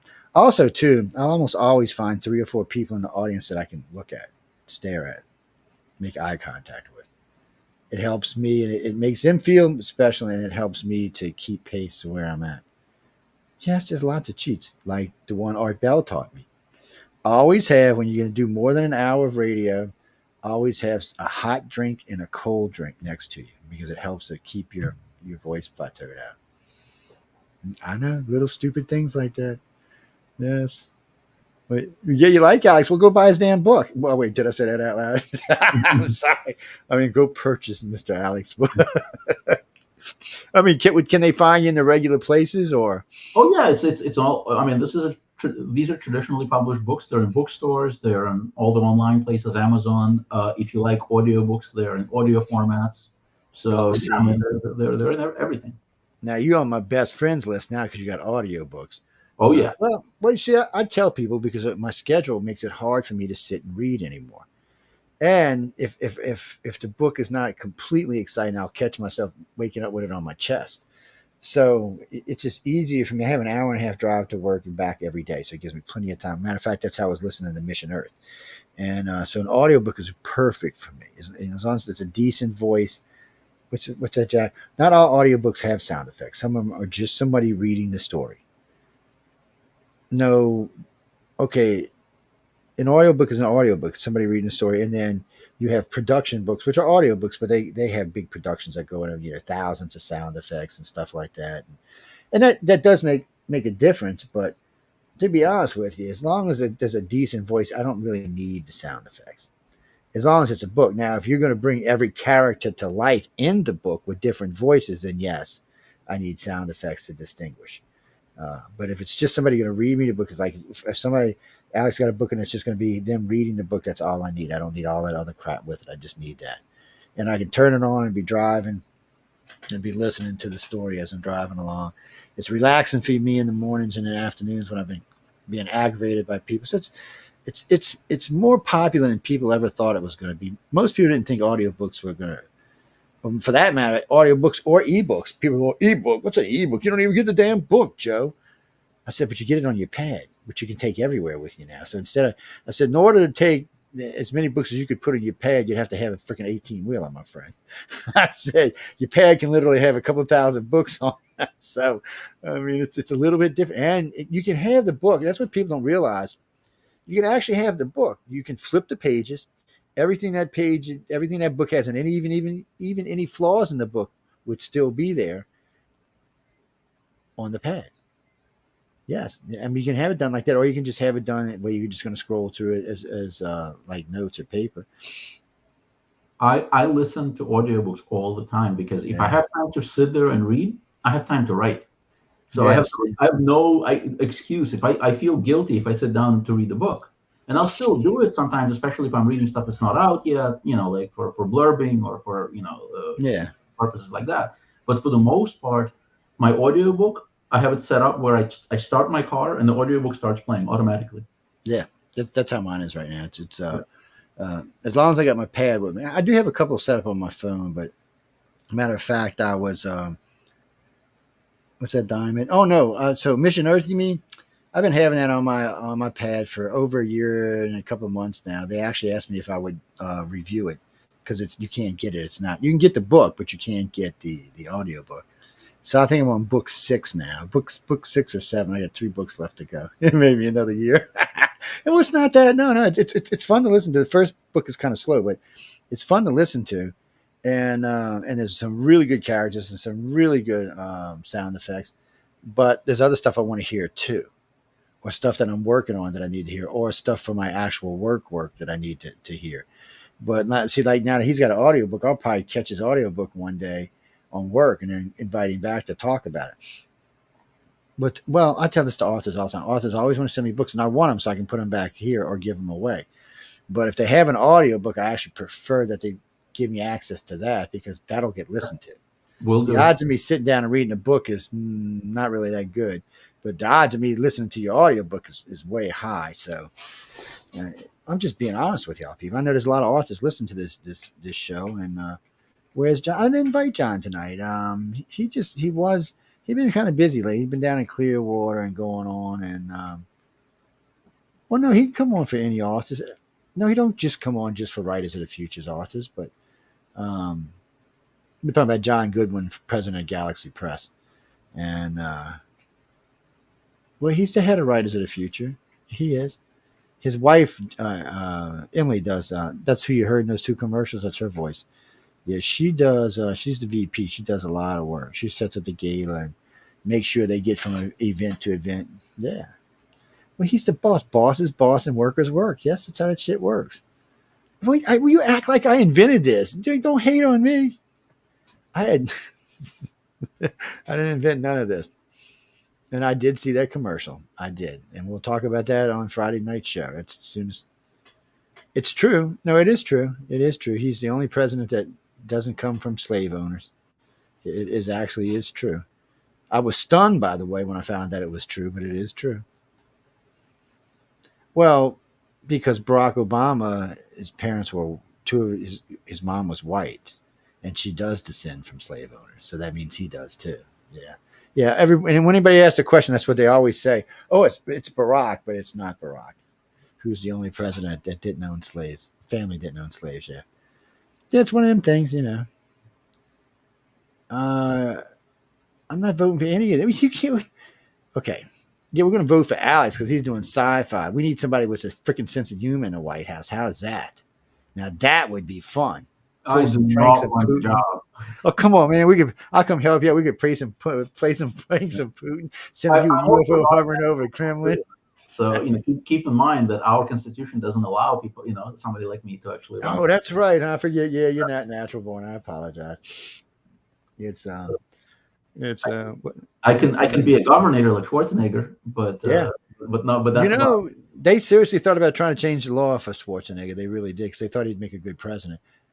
And I think he probably would have. He was a good governor. He's like Reagan, did a good job with California. Let's put it this way: the only two big Republican governors are the two best governors California ever had. You mean no, man? I love that guy, but he's fun to talk about, but he's not really a great governor. No, we're not going to mention his name. No. He might be your next president. I can't mention his name. Y'all go on. I'm fixing to. Everybody here talking about politics. I'm fixing to bounce. Okay, yeah. Get back to your topic matters. That's right. My favorite fantasy would. Now, see, I can't say this out loud because I hate this bitch. It's either going to be Lord of the Rings or J.K. Rowling's stuff. I don't know. It's so commercial. No, I see. Lord of the Rings is tough for me because Lord of the Rings got me through technical school in the Navy. Oh yeah, there were some rough days, and those 3 books saved my ass. I ain't gonna lie to you. They allowed me to relax enough that I didn't go ape shit and get myself in trouble. No, I read Lord of the Rings first, and then The Hobbit afterwards. Yeah, or The Hobbit afterwards. I read them backwards. Mm-hmm. But fantasy, I'd have to say Lord of the Rings or Harry Potter. There's some funny shit in Harry Potter, people. I'm sorry. I don't know what to tell you. I just don't like J.K. Rowling. That's all. I cannot like the author and still enjoy the book. Come on. This is not a communist country. This is not North Korea. No, you can. Serious sci-fi. What do you mean by serious sci-fi? Like what? Give me an example. Well, I can't ask Alex if you don't know what the hell you're talking about, can I? I mean, what is serious sci-fi to you? We just talked about Battlestar Galactica being kind of serious sci-fi. I mean, what?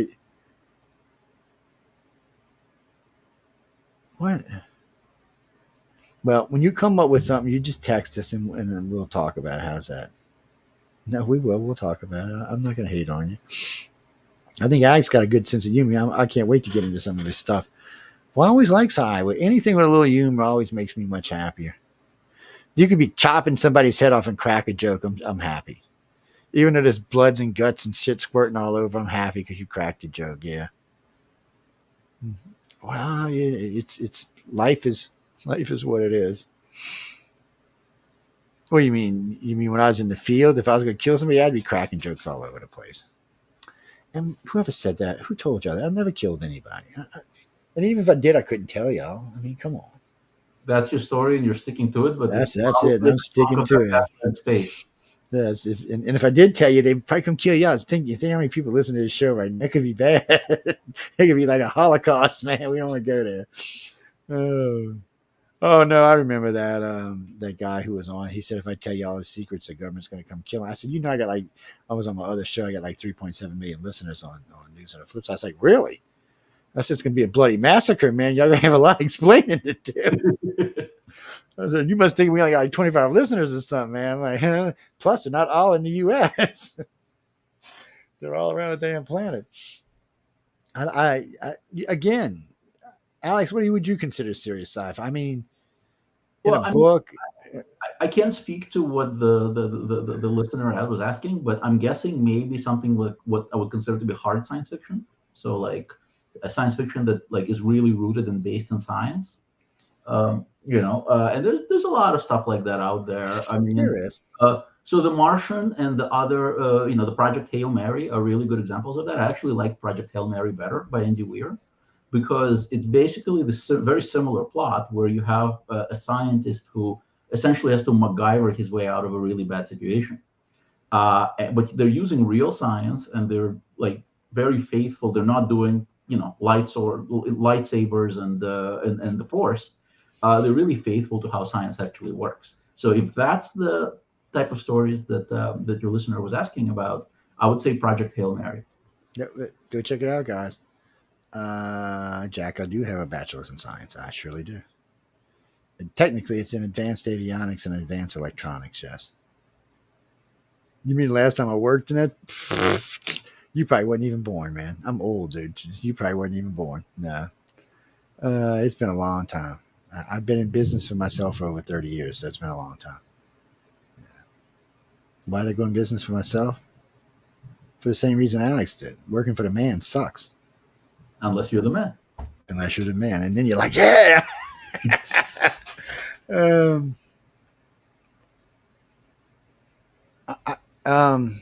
don't really know. I just like sci-fi in general. It doesn't necessarily have to be. I mean, I like near now, but I like pretty much all sci-fi. It can be way out in the future too. It's just, oh no, we're not talking about Doctor Who. No, we are not talking about Doctor Who. Is on my shit list right now. No, we're not. Just keep that to yourself.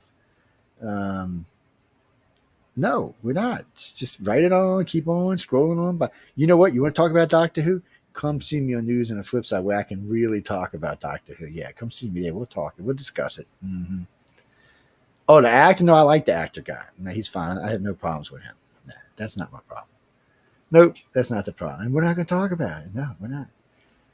Oh, but I will give you a list if you're a Doctor Who fan. So if you go see the last Doctor before the series paused, he was 982 years old, I believe. So coming forward to the new Doctor, he was actually 800.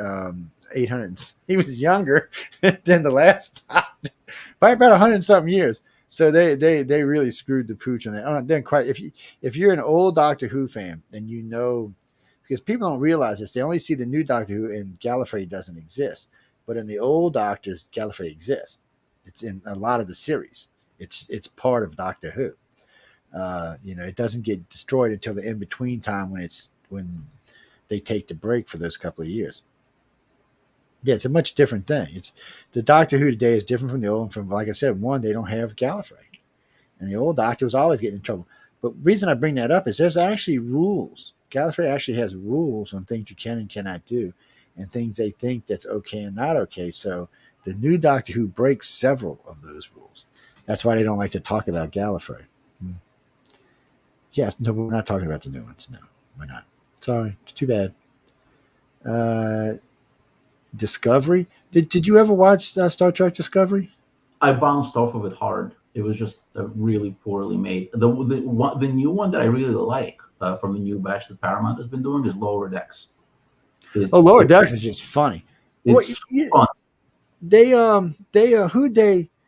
actually segued them into what was it? Strange New Worlds? No, maybe it was just, I don't know, one of the real ones or one of the human. Oh shit! Anyway, the one non-cartoon ones they segued it into, but I can't remember which one it was. That was a Strange New World episode where they actually had them show up and be played by real actors. Yeah, so I thought that was a lot of fun. It was. I enjoyed it. It was a lot of fun. There's so many references to like old Star Trek stuff, so many nods that you blink and you miss them. I bet, like, I like Star Trek, but I'm not like a huge expert on it, and I'm sure that I'm missing a lot of the references. But I'm still enjoying the heck out of that one. Jamie. So I didn't catch Star Trek in its heyday when it first premiered. I think I caught it in its second or third rerun set, and I enjoyed the old Star Trek. And I was like, Kirk was a whore. Let's just be honest about it. But anyway, so was Riker for that matter. He was just as bad. It's just part of Star Trek. It's just one of those things that the guys just can't. They always got to be kissing somebody damn every episode. I don't know what that was about. You wanted But to I get was, traffic because the women weren't watching. yeah. Well, that's true. That's what it was.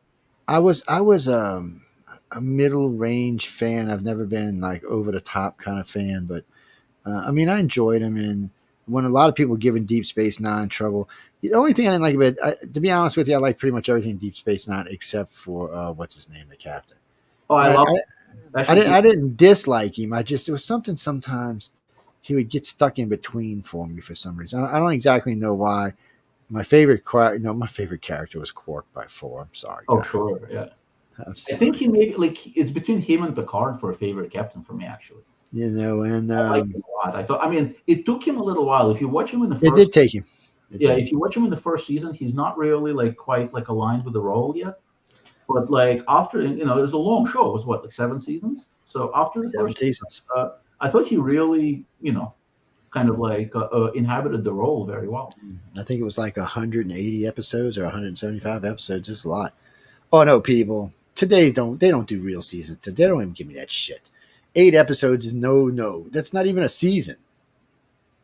So in the old days, you got at least 25 shows a year. At least 25 a year. Before that, actually, in the older shows, you used to get 50 a year. So the original Doctor Who series, they did 50 a year.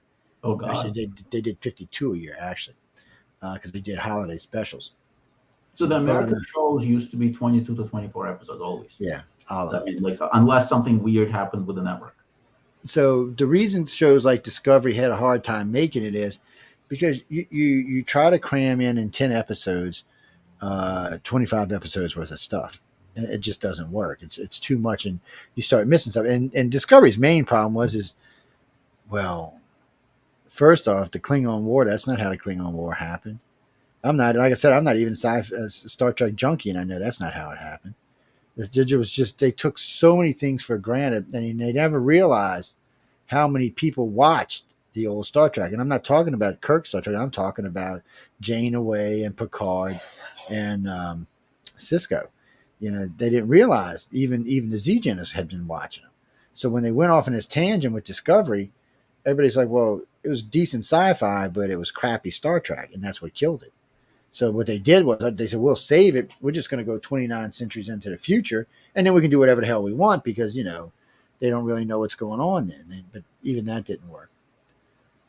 I thought they were going to try to make something out of it this last season, but they got, they just got a little overly politically correct. And you can't.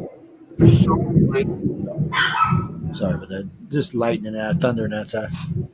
There's so much great TV out there. It used to be when we were young, right? There were like maybe 1 or 2 science fiction shows on television at any given time. And so it was science fiction or fantasy, you watched it. It doesn't matter what it was, you watched it. It's true. You didn't have options. Now there's a gazillion streaming services and networks and and like they're all doing these like because the production costs have gone down, right? So they're all doing this like mind-bending, like big special effect sci-fi. So like why watch stuff that's mediocre when you can just watch the good stuff? Like there's only so much time. Yeah, that is. And what's that, Chris? Well, yeah. Well, it depends what you want. I mean, if you watch some of the Marvel movies, the storylines weren't the best. I mean, there was issues, but the sci-fi and the special effects and technology was fabulous. So it made up the difference. Yeah, they were spectacles. I mean, you went in there because you wanted to see that in the movie theater, right? Because you wanted to see it on the big screen and get the sound effects. You wanted the spectacle. I mean, a lot of the better science fiction movies, you don't even need to go see it in the theater because it's not about the special effects. It's about the plot. It's about the plot, yeah. I know what movie you're talking about. Ender's Game, yeah. No, I've interviewed Orson a couple times, but I've met Orson and Scott Card too. He's a character. I'll just say that he's a nice guy. I'm not hating on him. He's a nice guy. He just he has very strong views on a lot of things. I'll tell you that much.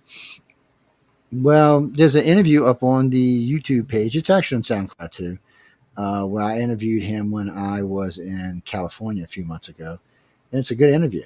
And he's rowdy, buddy. He's an older guy too, and he's rowdy. Go listen to it. You'll enjoy it. It's a lot of fun. He went out on a limb on a couple of things, which I enjoyed. But Well, you got to be so people, and this is a piece of advice for anybody who's in the arts, whatever art you may be in. Don't pick a side. I don't care what your political views are or your religious views. Don't pick a side. When you pick a side, you lose half your check just went out the window. Yep. Don't be stupid. And don't take my word for it. Look how it's racked out Hollywood with all this wokeness. Even the NFL got kicked really hard because of wokeness. People, keep it to yourself. I don't watch. I don't. You want to teach me some lessons, fine. Some things I don't need to learn on TV on my favorite sci-fi show because frankly, it's all over the news. So you're just wasting it in there.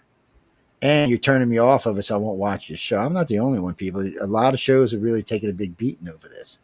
It's just, we want to watch it. For me, it's an escape. And if you're making me not escape, then I'm not watching you. That's as simply as I can tell you that. I don't care what your political views are, and I don't care what your religious views are. Save that for when you. So it's like a good friend of mine who plays for the NFL. He told me, but it's our stage. I said, no, it's my stage. I'm paying to watch that. I said, your stage is when you're off the field and you're doing all those interviews all around the country. That's when you say that shit.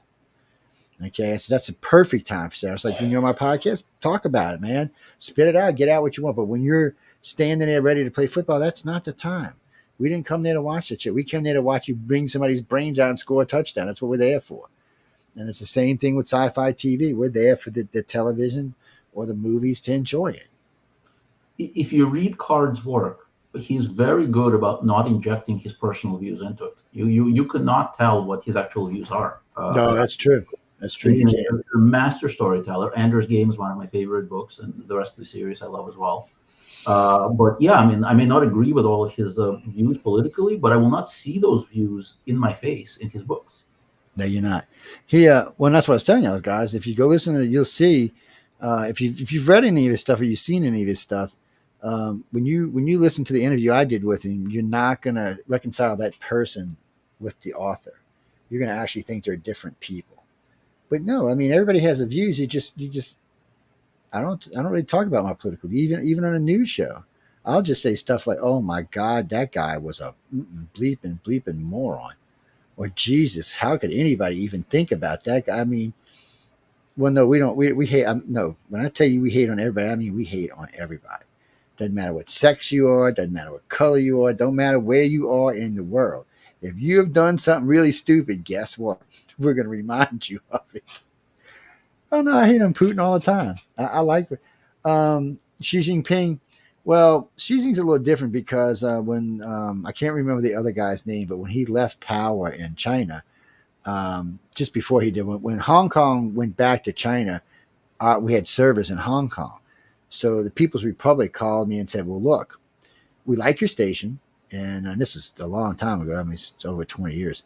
He said, they said, as long as you don't hate on the leader, whatever his name was, you can talk about anything else you want. We don't care. You can hate on the Communist Party if you want. Just don't talk about the leader. You're welcome to stay in our country. And then they gave me 20 servers in their country in 12 of their biggest cities. They still manage the service for us. They're listening to us right now. So today, it's Xi Jinping's in charge, so we don't hate on Xi, but we hate on everything else. We don't care. And I have said some stuff about Xi Jinping too. So they enjoy it. We enjoy it, but it's, I believe that you should be able to express your feelings, but that's what that show is for. News on the Flip Side is designed for people to come out and get that kind of stuff off their chest if they want to. But again, I'm going to tell you, and I tell this to all, when I give a lecture at a couple places for authors, one of the first things I tell them is don't reveal your political views. I said, I wouldn't even reveal your religious views if you didn't have to. I said, I would just say, hey, hi. Well, it's like when you get Shanghai, like if Alex would have came on here tonight and I would have been mean to him or Shanghai or heard something he said that I wanted to catch him off guard about, I actually teach hosts how to deal with that kind of stuff. Yes, because really and truly, the guest, how to deal with that kind of stuff, because really and truly, the guest does have control of the interview. All they got to do is go click. So it's important, but they need to realize that sometimes one little girl was asking, but I would look bad. I said, no, you'd make the host look bad. I said, because it would make the host look like he or she was picking on you, and that's why you dropped out the conversation. I said, because if you stand there and try to go toe with a host that's been doing radio for more than 10 years, you're in trouble, especially somebody like me who's been doing it for 30. Your ass is going to be in a world of trouble. I said, so don't try to do that. I said, look, you can even get up and walk off a stage if you feel like that they're really taking you down, because the longer you put up with it, the more stuff gets said about you. I said, and if you leave and they still talk about you, then people look at them differently. Like, oh, you're going to talk about them where they can't even defend themselves. So people automatically revert sides. Yeah, there's a lot of stuff you got to learn like that. But for the most part, I always tell everybody the same thing. Go listen to somebody's work before you do their radio show. Yes, and you'll find out I'm a really nice guy, unless we're talking politics, and then not so much. Mm-hmm. Oh, you mean alien stuff? Yeah, well, I host you up on the cover, so we talk about aliens. We talk about all kind of fun stuff like that. So, y'all, I know we only got a couple minutes left, so y'all better go out, get some Alex's books, check them out. I'm going to get his audiobook. I'm going to try to get it today or tomorrow. That way I can, I'll probably listen to it on my way to work this week sometime. What's that, Jimmy? No, I'm not going to tell you. Go, don't be a cheap ass. Go get the book. Oh, dude, it's not going to be $100. What are you talking about? Just because you live in Canada, the audiobooks don't have to be shipped, you goofball. You people. I know it's Saturday, so I'm not going to give y'all trouble. Y'all must be, sipping some whiskey sours or something down over there. Nah, but go get it. All right. If y'all going to stay on his favorite stuff, I'll give y'all, we got a couple minutes. What's that? Kareem? Where you from, Kareem? Key West, Florida. Damn, you even got a signal down in Key West? Every time I go down there, you can't get no damn internet down here. How you doing that? What do you got for us? He does look like a nice guy. I know, he seems like a nice guy. What, do you want to marry the guy or something? How do you even know he's like that? You don't even know. Did you even ask him? So now, you see, you're just making assumptions. But what's the question, really, since you're being a goofball? What do you got? Oh, okay. So no. So he was asking, when you're setting up your protagonist, is there any secrets to making that person really stand out? Sorry, my burglar alarm seems to be going off. I think the secret, it's not so much, it's an open secret. Every writer knows it. But you really, really have to put your protagonist through the ringer. You can't make things easy for them. You can't create a situation where they're just Superman going around beating everybody up, solving all the problems. Nobody's going to want to read that. People want to read about like the character struggling, like really having a hard time, dealing with all sorts of issues, making difficult decisions. That's what lets us really connect with the characters. And so find something interesting about the character you want to write about and start from that starting point. And then you can kind of round that character up. You can build their personality. You can build what they're into, what they like. But what is the core thing that makes that person interesting and that all of us would want to read an entire book about that person? Oh, what's that, Stephanie? Stephanie's asking now, and I've heard this and more. I've had other authors tell me this too, but Stephanie said she's been told on more than one occasion she should start with the end of the story first, and then do like a chunk of the end of the story, and then start at the beginning to work your way back to how you got there. She said, "What do you think about that?" Well, yeah, I mean, I said earlier that I never start writing a story or a novel or anything without knowing how it ends. And so you don't necessarily have to write that ending down, but as long as it's very clear in your head, it will allow you to build that map. So I kind of like when I teach writing at like workshops and things, I kind of describe it as a lighthouse method, where you're conceptualizing several of the key points that happen in your story that are really fun and exciting and you really want to get to them. And everything that you write, you go from point A to point B to point C to point D. And so each of them is a lighthouse, and you write them in the distance, and you're writing your story in a way that will lead you in that general direction. Who's that? That is the killer, man. She will eat your toes off, buddy. Oh, no. That's Lola. Lola said, what's going on? It's lightning around my house. Both my dogs like, uh-oh, come on now. What is this? Look, see, look, friend. See, friend? This is Leia. Say, Leia and Lola. See that? Look at that. My cat, he's sleeping in the other chair. Yeah. I used to have one in the house with my my other dog, Fiona. She's not a big come here, Fiona. me show y'all. She's a Yeah, I big saw deal. the other one. I saw. Yeah, I saw her in the background, kind of walking around a little bit. Yeah, she's back there. Whoa, get down. She's back there goofing around. All right. Y'all go and get out of here. We only got a couple minutes, and then Daddy will come feed you. I know what y'all are after. Lightning and food. What's that, Denise? I don't know. Denise was asking if you do any book signings anywhere. If you're going to be anywhere, she could come by and see you. Why you absolutely. So first of all, my website, which you've been very kindly putting at the bottom of the scroller there, I always post about my upcoming events. Next weekend, I will be at NASFIC in Buffalo. Then in a couple of weeks, I'll be at the World Science Fiction Convention at Glasgow, Scotland. And then later, at the end of the month, I'll be at DragonCon in Atlanta. So I'll see you. I'll be at DragonCon myself. Oh, well, we got a link up. It's yeah, no, I'm jealous he's going to Glasgow, Scotland. Come on, I'd love to go to Scotland. I'm not sure how I would communicate with you because every time I bring someone from Scotland, we can't really talk because their accent's worse than mine. It's hey Joe there. I'm like, wait, man, speak English. She said, I ain't speaking English. I said, I had no English I've ever heard before. I've never been there, and I actually booked several days extra after the convention just so that I can go and. Oh, it's a beautiful place because it's one of those bucket list places for me that I really want to see. Oh yeah. So, but yeah, I mean, I do lots of conventions, especially in the summer. So a lot of opportunities. I also do, a lot. I'm in Brooklyn, so I do a lot of conventions here in the Northeast, in Baltimore and Boston, places like there's that. There's a lot of them up there. Yeah, that's one of the nice things about being in the Northeast. There's a lot of stuff.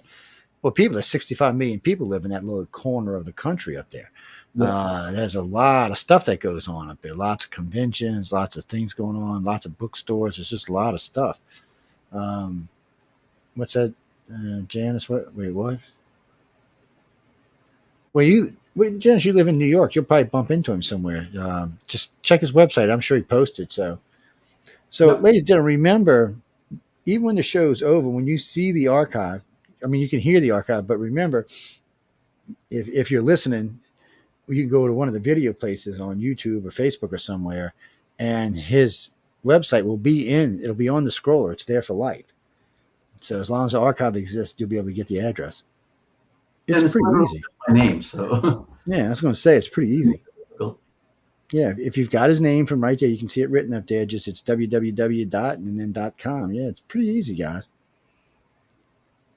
Yeah, well, I'm a believer in it. As easy as archives. I mean, easy as web numbers, links I can make, or web emails for that. Yeah, my emails were icar@cox.net. Man, it's like, psst. Yeah, well, the station's UPRN and Talk Radio. I mean, I try to keep them simple. It's easy. Things people are going to remember. Jackie Gleason. What kind of bullshit name is that? Half of y'all probably don't even know who Jackie Gleason is listening to this show tonight. Yeah, bang zoom to the moon. What do you got? Oh, okay. I misunderstood what you were doing there. So you're going to be your last question, but he's wanting to know if you could recommend any stories about the moon itself, like living on the moon or conquering the moon or things like that. Right offhand, you probably more better read than I am, but right offhand, I can't really think of nothing that just pops out about the moon. Oh, there's a ton. Moon of the Heart Misters by Heinlein. What I would recommend is look up John Varley. John Varley, Varley. He has a lot of wonderful books, but he has in particular a series, I think, of a few like novels or like short story collections that specifically take place on the moon and deal with moon colonization.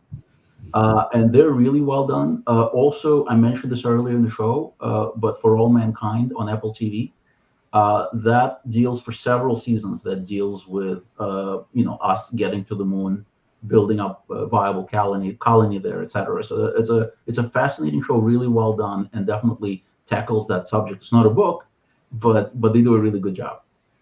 There you go, guys. I got something to go watch, and well, you'll have his email. You can go over to his website, hit him up, text him from the website or something. Yeah, I have a forum. I respond to pretty much everybody unless they're like sending me just outright spam. So if you have questions, I'm pretty down to earth and easy to reach. No, Brittany Sullivan. Hey, Brittany, where? For some reason, I got the distinct feeling you're writing in from England somewhere. Oh, from London. You're in a pub in London. Is that like a pub in Soho or somewhere? Where the hell are you really? No, really. I believe you. I'm not hating. I'm just you're. London's got a lot of pubs. I mean, it's not like it's like New Orleans got a lot of bars. Yeah, no. So what's up? The pub tour. So wait, I'm confused. Oh, no, okay. So they're saying that there's a tour in England where they have authors set up at different pubs and they call it the pub tour. Mm-hmm. So each day you're at a different pub with one of your books, either discussing it or reading it. Oh, you mean like short stories? Well, you might talk Alex into that. You can just shit, man. I ain't coming there. Half time I'd be drunk. I'd be like, what? Well, I'd probably be playing darts because I like to whip y'all's English butts in darts. Yeah. Get out of here, man. I was champion. You ain't whooping me. That ain't happening. It'll actually be my second trip to the UK this year. There you go. I was a nominee for the British Science Fiction Association Award. And so I attended their convention, EasterCon, in Telford, which is kind of like, think about the suburb of Pittsburgh. It's so out of the way, you have no idea. If you can't fly there, you have to like take a train. Fly into a relatively small city and take a train. All my London friends, I asked them if they're going, and they're like, "Are you kidding me? And of course not. Like, we're not going to go to like anywhere that far away from London." So this will be my second trip to the UK in many years, and I'm really excited because I enjoyed my time in Telford, even though it was a smaller community, but it was a nice way to see like a place that didn't really have tourists, and that's always a plus. And Glasgow will definitely be fascinating, and everybody's going to be there. I mean, like World Science Fiction Convention, that's where the Hugo Awards take place. So a lot of the bigger name science fiction writers, editors, they're all attending. So I'm excited to see. There you go. What's that, Jackie? You mean Larry Nevin? Yeah, I've met him a couple times. I was his escort year before last. Yeah. First year I met Larry, wouldn't even talk to me. He thought I was like the plague or something because I'm pressed. He was like, get that guy away from me. The second year I was there, one of the writers of the Future People just stuck his arm under mine, and I was his escort. We talked quite a bit. Yeah, actually, once I got him talking, he could talk quite a bit. And I spent some time with him last year too. He's won a few awards over the years. Mm-hmm. Mm-hmm. But what were you asking me about? No, I don't know what to start. I don't know if I've ever read any. I know a lot of these judges, but in all honesty, I couldn't tell you how much of their stuff I've actually read. And I don't even want to speculate because I don't want to offend anybody. So I know some of these people. Some of these people are actually considered friends now. So I don't want to, Well, they know I don't read like I used to, so it's not the same thing. What? Oh no, Penny, you're in the room. I didn't know you were in the room. Well, what do you? Penny lives in Glasgow. She's a friend of mine. She's one of my directors for iCar. Well, go see him and say hi while you're there. If you see some Amazon woman walking, that's her. I'll have official programming there, so I'll have panels and probably a signing or whatever. So I'll have go by, stop by and say hi. Yeah, bring a book, get it signed. Buy a book, get it signed. That's even better. But you know what, Penny, write me after we get done with the show, and we'll talk about that. Yeah, that's nothing for this show though. Yeah, she's one of my. She's been a director of mine for 20 years now, and she's two of my. I have two directors in Scotland. And oh yeah, Penny, I did. Did you hear me say that? Yes, it came back. Irish, Scottish, Welsh. I'm 37% Irish, Scottish, Welsh. Yes, and I'm 27% Italian. The rest is Mediterranean. Like. I didn't quite make mud. I thought for sure I was going to make mud. 7 makes sure mud. I think I was like at 5. Yeah, I was disappointed. I can't help it. That's what I wanted. But we got to go, girls and guys. I hope everyone's enjoying it. Remember, there's his link right there. You can catch him all you want. Alex, go ahead and say it out loud one more time because for the people listening. Sure. It's alexshvartsman.com. And the books are The Middling Affliction, Eridani's Crown, and Explaining Cthulhu to Grandma. But if you go to the website, they're all listed on there, so you don't have to like memorize these names, or so some of them are hard to pronounce. So I didn't make it easy for myself because I like to use big words for titles. So I have a book named Kakistocracy, and I have to explain to a lot of people what that means. But these books are out there. I would love for you to check them out. If you sign up for my mailing list on the website, you will automatically receive the Explaining Cthulhu to Grandma short story, not the whole collection, but the first story. So you can sample it for free.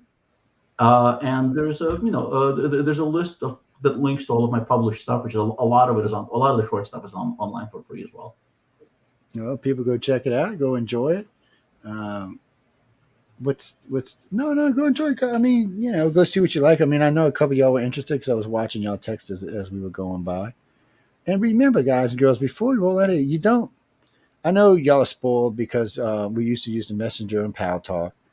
And then when we moved to Facebook, everybody's just, because all my messengers are connected. Yeah, all three of my personal page messengers are connected.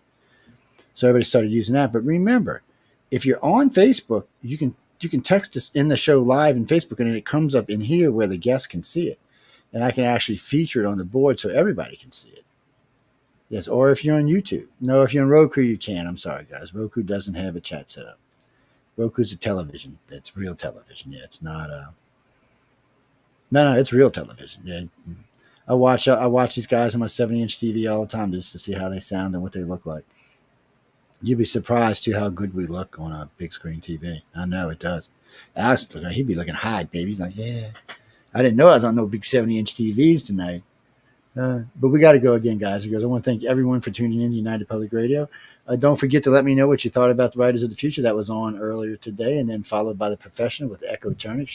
She's actually one of the coordinated judges for Writers of the Future for illustrators. And, of course, the Author's Quill's here today with Alex Shvartsman. Oh, by the way, any moans, groans, bitches, or complaints, who do you write to? Not Joe. Do you write to Michelle DeRoche, courtesy of whatever show it happens to be? This would be the Arthur's Quill and Joe Montado, but yeah, you write to Michelle DeRoche. And all I can tell you is be very nice to Michelle because she will mess you up. She is the station manager. No, I own the place, but she does everything. No, I don't actually, and I'll answer this before we go, I don't override her for anything. It's her job. If she thinks you need to get fired, oh well, honey, you ain't nothing I can do for you. If you make the woman bad enough to fire you, that's nothing I can do for you. That's our arrangement. She does too good of a job for me to interfere. But on that note, again, thank you for listening to United Public Radio, live on the Author's Quill today. I hope everyone enjoyed the show. Be sure to come back. Be sure to check out the next show coming up. I know I wanted to call him Scott Bakula.